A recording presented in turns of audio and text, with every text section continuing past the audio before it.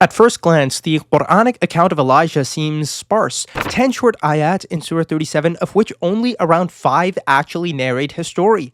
No dramatic showdown at the mountain, no fire from heaven, no prophets of Baal. Someone examining it superficially may assume the Quranic speaker required only a vague familiarity with the events recorded in 1 Kings 18 to 19, but a careful examination reveals the opposite. The Quranic word choices are so precise and the phrasing so deliberate that they could only be produced by someone with rigorous knowledge of the events recorded in 1 Kings 18 to 19, and, as we shall see, even knowledge of a specific textual variant preserved in the Greek Septuagint, a translation unavailable to 7th century Arabia, written in a language that the Prophet ﷺ did not speak. That, of course, is because the Quran is from Allah, who witnessed the events of Elijah's life independent of the biblical testimony. We will begin with 2 key ayahs. After introducing Elijah as someone sent by God, which is agreed upon by kings, we are told what he said to his people. أَتَدْعُونَ بَعْلًا وَتَذَرُونَ أَحْسَنَ الْخَالِقِينَ اللَّهَ رَبَّكُمْ وَرَبَّ آبَائِكُمُ الْأَوَّلِينَ. Do you call upon Baal and leave the best of creators, Allah your Lord and the Lord of your first forefathers? And in another reading, Allah is your Lord and the Lord, and so on. At the outset, notice the overall phrasing in these ayahs. Baal and Allah are spoken of in the same breath. This reflects how Elijah speaks in 1 Kings 18. Verse 18, you have forsaken the commandments of the Lord and followed the Baals. Verse 21, if the Lord is God, follow him, but if Baal, then follow him. And verse 24, then you call on the name of your God, and I will call on the name of the Lord. Like the Quranic phrasing, both Baal and God are placed side by side. Now let's pay attention to the specific word choices. Firstly, Elijah rebukes them for calling upon Baal. He didn't say, have you taken Baal as a god, or do you worship Baal? He highlighted them calling upon Baal, a very specific act of worship. And this word choice is extremely precise in light of 1 Kings 18. The chapter is about a competition between the prophets of Baal and the prophets of the Lord Elijah. Each side is to call upon their god. This is laid out in verse 24. Then you call on the name of your God, and I will call on the name of the Lord. The God who answers by fire is indeed God. The story goes on to describe how the prophets of Baal called upon his name from morning until noon, crying, O Baal, answer us. But there was no voice and no answer. Elijah then mocked Baal's inability to answer their prayer, and yet Baal still couldn't respond. Finally, Elijah called upon the Lord, who did indeed answer.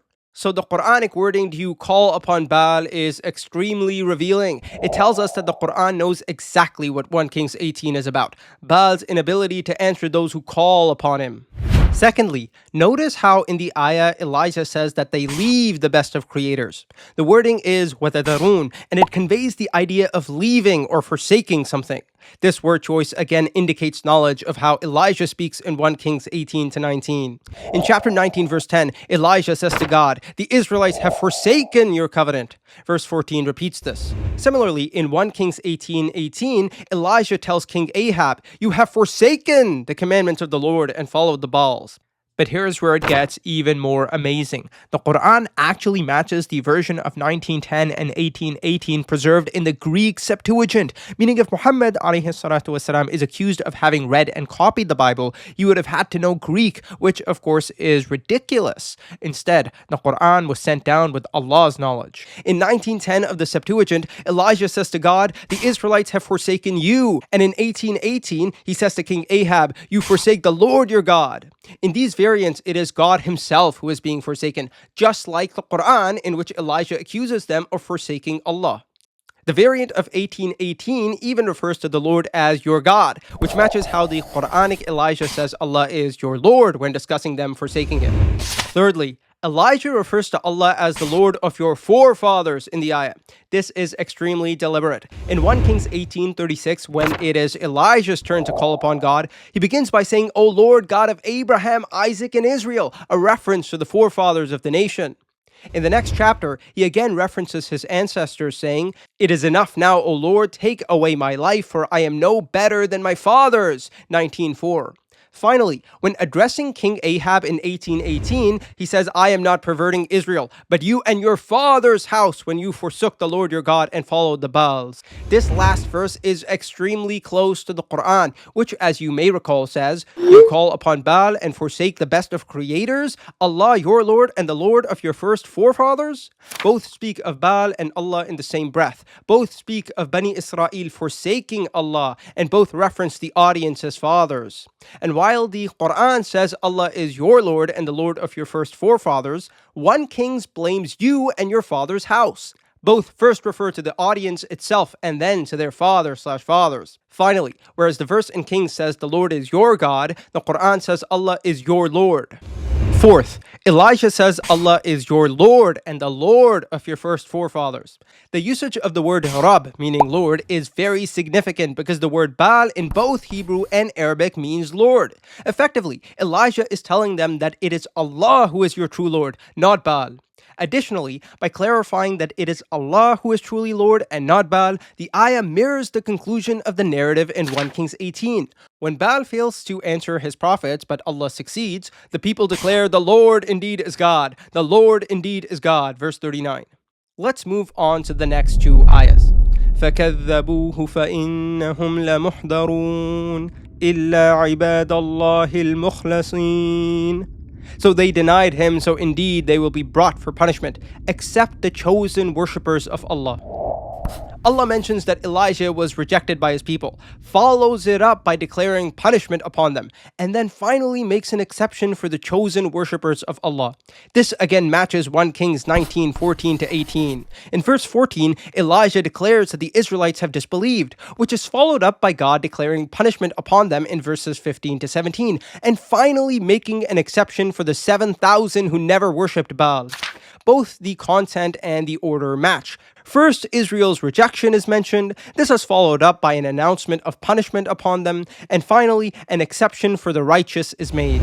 Here are the verses. In verse 14, Elijah says that the Israelites have forsaken your covenant, thrown down your altars, and killed your prophets with the sword. I alone am left, and they are seeking my life to take it away. God replies and tells him that you shall anoint Hazael as king over Aram. Also you shall anoint Jehu as king over Israel, and you shall anoint Elisha as a prophet in your place. Whoever escapes from the sword of Hazael, Jehu shall kill, and whoever escapes from the sword of Jehu, Elisha shall kill. Yet I will leave 7,000 in Israel, all the knees that have not bowed down to Baal, and every mouth that has not kissed him. So notice how first Elijah mentions their rejection, then God declares punishment upon them, and finally he makes an exception for the 7,000 who are righteous.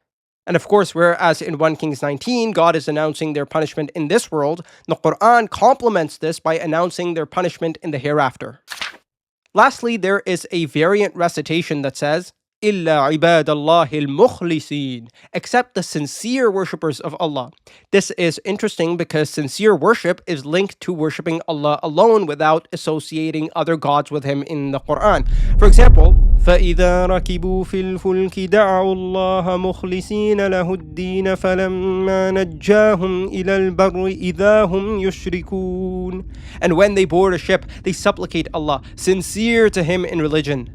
But when He delivers them to land, at once they associate others with Him. The point being made is that when they are on a ship, they pray to Allah alone. But when they are saved and they return to land, they call upon others. The word mukhlisin hence is associated with not worshipping other than Allah. This is of course interesting because the verse in 1 Kings makes the exception for the 7,000 by describing them as all the knees that have not bowed down to Baal and every mouth that has not kissed him. In other words, the ones who worshipped Allah alone. Hence, both passages highlight the remnants' monotheism. 1 Kings 18 does this by describing them as those who didn't worship Baal, and the Quran does this by calling them Ibadallah al-Mukhlisin, the sincere worshippers of Allah.